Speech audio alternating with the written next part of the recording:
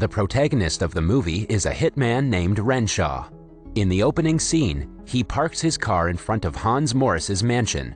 Morris is the president of a $1 million toy company and Renshaw's next target. He is in the storeroom looking through the shelves of toys until he finds the one he is looking for, a green fairy. He brings the toy to his study room and stands by the window. Renshaw sees him through it and gets ready to execute his plan. He loads his gun and puts on a face mask so the cameras won't capture his face. Then, to trick the security guard at the entrance, he uses a phone as bait. A countdown starts on the phone. The guard panics and rushes outside to throw it away. Taking the opportunity, Renshaw attacks him and shoots him dead. The silencer attached to his gun suppresses the noise of the gunshot so Morris wouldn't be alerted. Then, he steals the keys from the guard's uniform and walks into the security room with no trouble. After disabling the CCTV cameras, he confidently takes his mask off and walks to the study room. On his way, he comes across another security guard, who he kills with little to no effort. Following that, he walks into the room and kills Morris with 2 bullets to his chest and 1 to his forehead. After making sure he is dead, Renshaw picks up the green fairy from earlier as a souvenir for himself. He also notices a picture of Morris's mother on the table with a note written on the bottom. Renshaw doesn't think much of it and leaves. In the next scene, he is on an airplane flying back home. He texts his client about the successful murder and enjoys the ride. A passenger sitting beside him asks him for a piece of gum. When he opens his bag to get her one, she notices the toy fairy inside. She thinks it is strange for a grown man to carry a kid's toy, but doesn't voice her opinion. When Renshaw lands at the airport, the news about Morris's murder has spread across the nation. On his way out, he notices that a girl has a doll in her backpack that is similar to the one he noticed in Morris's room. He doesn't think much of it until something more strange happens. He notices a green toy on the table at the reception of his apartment building. The toy also happened to be at Morris's table at the time of his death. After returning to the penthouse, Renshaw safely keeps the green fairy on a display table. It has several other souvenirs like money, a pen, glasses, and so on, each collected from a person he has killed. Renshaw falls asleep on the sofa while replying to emails. In the middle of the night, he is woken up by the doorbell. He thinks it is strange and checks the front door camera before opening the door. Outside, the receptionist is standing with a box. When he doesn't open the door, she simply keeps the box on the floor and walks away. He then brings it in and carefully places it on the kitchen counter. The note on the box is addressed to him, but has no information about the sender. However, there is a signature on the bottom that looks awfully similar to Morris's mother's signature that we had seen in the photo frame on the night of his death.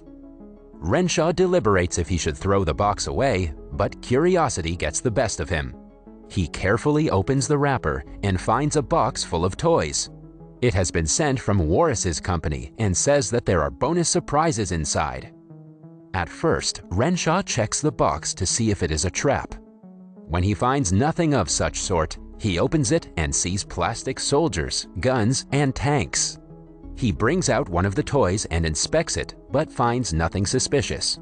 Later, the box drops off the counter by itself. Renshaw clearly remembers it not being on the edge, so he goes closer to check. To his utter surprise, the toy soldiers from inside the box are missing. Then, more strange things start happening around the house. The curtains move on their own, and the lights switch off suddenly. On checking, Renshaw realizes that someone cut the cable to the lights. All of a sudden, a soldier from below the table stabs his toes with a sharp gun. It is clear to Renshaw that the toy soldiers from the box are behind all this. When he bends down to check, they start firing at him. Although the bullets only do him little harm, he retreats in shock and fear. Soon, they hit him with an explosive that burns his pants. Renshaw registers that the soldiers are tiny but very dangerous. As they continuously fire at him, he manages to run to the bathroom and lock himself in. His knee is severely injured and he has many bullets stuck to his skin that are harmless but still hurt. Then, Renshaw uses a hand mirror to check what's going on in the living room. To his dismay, they are firing at the light bulbs so the room would go dark. When the soldiers notice him, they throw a cannonball towards him that breaks his mirror. Agitated, Renshaw goes to his room from the other door and retrieves his gun. He uses it to threaten them and get to the kitchen. From the cabinet, he brings out a rifle and showers them with several rounds of bullets. Suddenly, everything goes silent as the soldiers back off in fear. Renshaw uses the opportunity to move the couch cushions so they wouldn't have a place to hide. When they make no more noise, he flips the entire couch over and sees their dead bodies lying beneath. The surviving ones help the others and get them on a jeep. Renshaw watches in awe, not being able to believe his eyes. When he registers that they're about to run away, he steps on as many soldiers as he can. Some continue firing at him, but when Renshaw shoots them, the vibration from a single bullet knocks them out. However, the attack doesn't stop there. 3 Army helicopters emerge from under the table and launch towards him. They attack him with a cannonball, but he somehow dodges it. Yet, they overpower him by showering him with missiles. Renshaw quickly rushes to his bedroom and locks himself in. He looks into the mirror and is horrified to see many cuts and bruises on his face. He puts alcohol on it and dresses the wound to his best. Before he knows it, a huge ball bangs on the bathroom door, making a hole through it. A helicopter enters the room and continues attacking him. Having had enough, Renshaw catches it with a towel and bangs the toy to the ground. Following that, he flushes the remains down the toilet, but the soldiers refuse to give up. At last, he drops a plugged-in hairdryer into the water and finally kills them. He decides to spend the rest of the night in the bathroom, where his safety is ensured. Later, he stitches the wound on his thighs, even though it is very painful. A few hours later, a shadow appears beneath the door. A soldier from outside leaves a note for Renshaw asking him to surrender.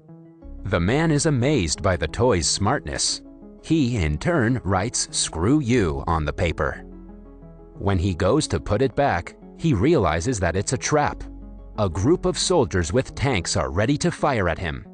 The impact makes many more holes in the door, leaving Renshaw in the range of fire. To save his life, he climbs outside the window but can hardly escape from the 14th floor of the building. He somehow manages to carefully walk towards the balcony, but just then, another helicopter attacks him. Because he is on the edge, the soldiers are seconds away from pushing him off. At that very moment, Renshaw fires a single shot that crashes the helicopter. When he gets back on the balcony, he finally sighs of relief. Inside, more soldiers are pointing the cannon at the window, waiting for him to return. A while later, he thinks of a plan. He distracts the soldiers using a rubber duck in the swimming pool. Then, he attacks them with a fire extinguisher from the other side.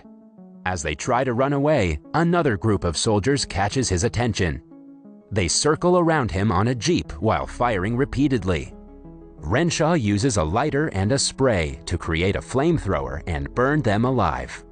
He even gets a knife and chops their bodies into pieces out of anger.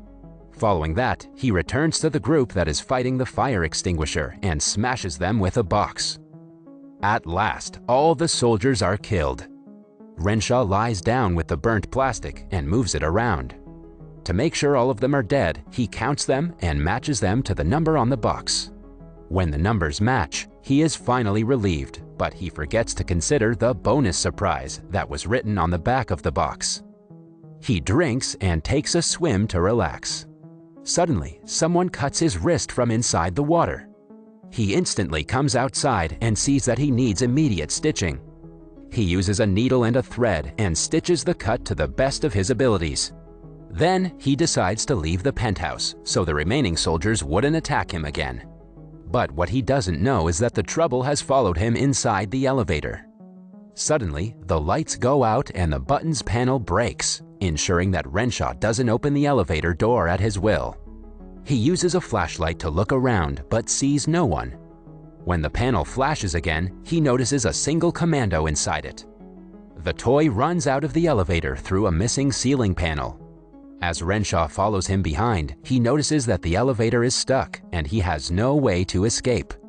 As a last resort, he jumps on top of a second elevator. He removes a ceiling panel and enters inside, happy that he is finally safe. But his happiness doesn't last long when he realizes that the commando has followed him inside. The toy uses a knife to stab Renshaw repeatedly, but because of the size difference, it does him little to no harm. Renshaw then catches the commando and puts him in between the elevator doors. The doors crush his head, killing him at last.